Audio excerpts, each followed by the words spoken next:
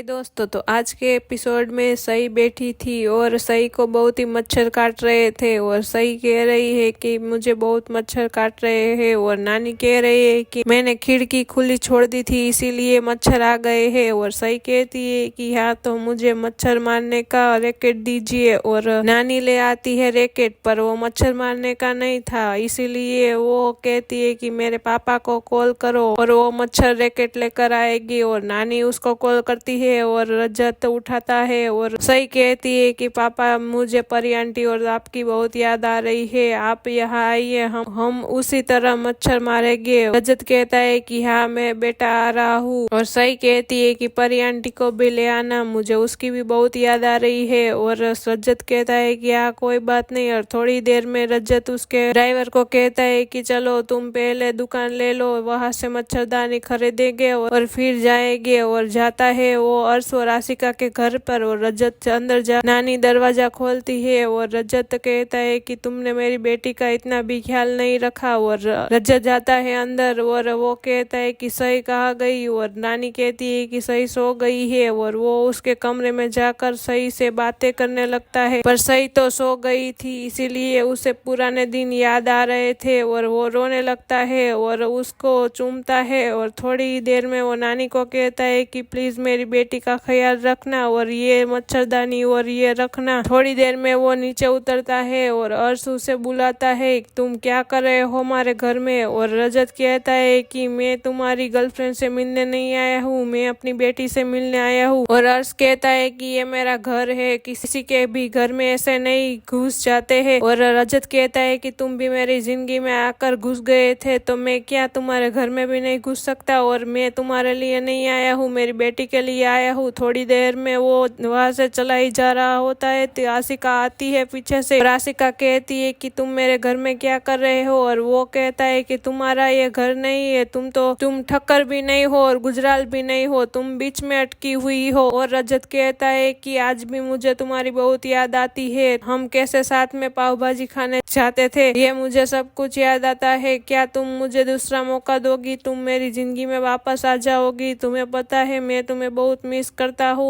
और वो I love you कहता है और कहता है कि क्या सही और मुझे तुम दूसरा मौका दोगी। और अर्श कहता है कि ये मेरा घर है, तुम इधर से निकल जाओ। और आशिका कहती है कि ये तो बेचारा नशे में है, उसे कुछ भी पता नहीं है। और रजत कहता है कि मुझे सब कुछ पता है, क्या तुम्हें ऐसा लगा कि मैं तुम्हें दूसरा मौका दूंगा, मैं कभी तुम्हें दूसरा मौका नहीं दे सकता, मुझे सब कुछ पता है, मैं तुम्हारे जैसी दोगली औरत को क्या दूसरा मौका दूंगा। और वो बैठ जाता है और रजत कहता है कि हाँ मैं दूसरी शादी कर रहा हूँ। और अर्श कहता है कि हाँ वो मुझे पता है। आशिका कहती है कि कब, कहा और किसके साथ कर रहे हो। और रजत कहता है कि वो बहुत अच्छी लड़की है, तुम्हारे जैसी नहीं है, मेरी बेटी से बहुत ही प्यार है, तुम्हारी जैसे माँ नहीं बनेगी, वो बहुत ही अच्छी माँ बनेगी। और आशिका कहती है कि उसका नाम क्या है। और रजत कहता है कि नाम नहीं, उसके बारे में तुम्हें जानना जरूरी है। और आशिका कहती है कि कोई बात नहीं। रजत वहां से चला जाता है और कहता है कि दूसरी बार मैं अपनी बेटी को लेकर यहाँ से जाऊंगा। और आशिका कहती है कि ये तो पता करना ही पड़ेगा कि ये किसके साथ शादी कर रहा है। और रजत बैठ जाता है गाड़ी में और उसके ड्राइवर से पूछता है कि दारू के नशे में क्या लोग सच बोलते हैं। और ड्राइवर कहता है कि हाँ सभी तो सच ही बोलते हैं। और रजत कहता है पर मैं तो झूठ बोल रहा हूँ, सभी अच्छी लड़की नहीं है। और दूसरी सुबह ईसा और उसके परिवार वाले सभी तैयारियों में जुटे हुए थे और सभी बाहर आती है और ईसा वहां आती है और ईसा कहती है कि बेटा चख ये मोदक कैसे बने हैं। और ईसा कहती है कि बस अब रोना नहीं है, बहुत ही अच्छी तरह से ये विधि संपन्न हो जाए। और सभी कहती है कि हाँ तो आप भी मत रोना। और ईसा कहती है कि हाँ वो ठक्कर को तो हम दिखाएंगे। और थोड़ी देर में ठक्कर फैमिली आ जाती है और वो सभी लोग